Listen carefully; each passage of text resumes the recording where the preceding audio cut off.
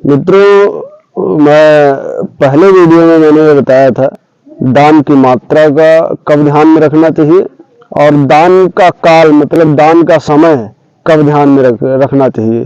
क्योंकि अगर आप किसी की जरूरत की तत्कालिक पूर्ति कर रहे हैं तो उसमें ना तो मात्रा की आवश्यकता है और न ही कोई विशेष समय की आवश्यकता है। अब ये मन में प्रश्न होता है कि हम दान कब करें कि हमको उत्तम से उत्तम फल प्राप्त हो, अच्छे से अच्छा लाभ मिले। तो उसके लिए एक श्लोक है, अभिगम्योत्तमं दानम आहूतम चयो मध्यमम।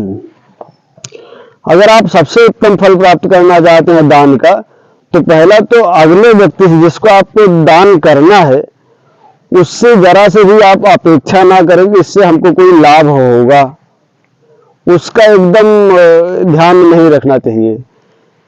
अभिगम्योत्तमं दानम, सबसे उत्तम दान कब किया गया? जब अज्ञात व्यक्ति को जैसे किसी महापुरुष हैं या फिर जो किसी कोई संत हैं या फिर कोई ब्राह्मण है, किसी को भी आप दान करना चाहते हो या कोई जो है सेवा कर्म करने वाला व्यक्ति हो, किसी को भी आप दान करना चाहते हो तो उससे पहले नंबर आपका संबंध बहुत ये क्लोज में नहीं होना चाहिए, बहुत नजदीक में नहीं होना चाहिए कि आपने पता लगा उसको दान किया तो आप अगर वो आपके क्लोज में रहता है तो आप उससे अपेक्षा जरूर रखेंगे कि समय आने पर ये हमारा भी हित करेगा। तो सबसे उत्तम दान कब होगा? अभिगम्योत्तमं दानम, जिसको आप जानते ना हो और उसको जाकर के जो आप दान करते हैं सबसे उत्तम दान होता है, जिससे आप कोई अपेक्षा ना करें। और मध्यम आहूतम चाहिए मध्यमम, और मध्यम फल तब मिलता है, उत्तम से कम फल तब मिलता है जब आप किसी को बुला करके दान देते हैं। जैसे किसी को अपने घर पे बुलाए और उसका आपने सत्कार सम्मान पूर्वक जो है उसको आपने दान किया।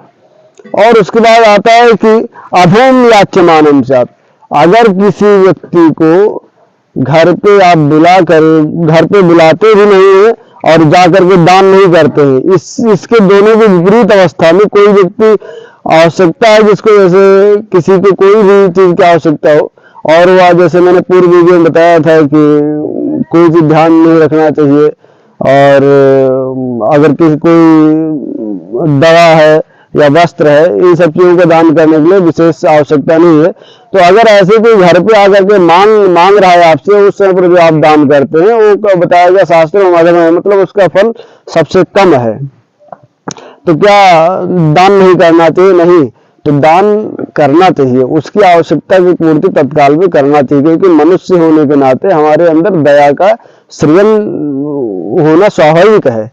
और सेवा दानम तो निष्फलम, जैसे किसी व्यक्ति को जो है आप घर पे बुलाते हो किसी कार्य के लिए, किसी पंडित जी को है या फिर कोई जो है यज्ञकर्ता को है, तो जो आप उसका सेवा लेते हैं उसके बाद जो है जो आप दान करते हैं वो कहा गया कि वो सेवा दानम तो निष्फलम। तो सेवा दान है मतलब वो व्यवहार है, वो दक्षिणा कही जाती है, दान नहीं होता है। जय श्री भंडारण।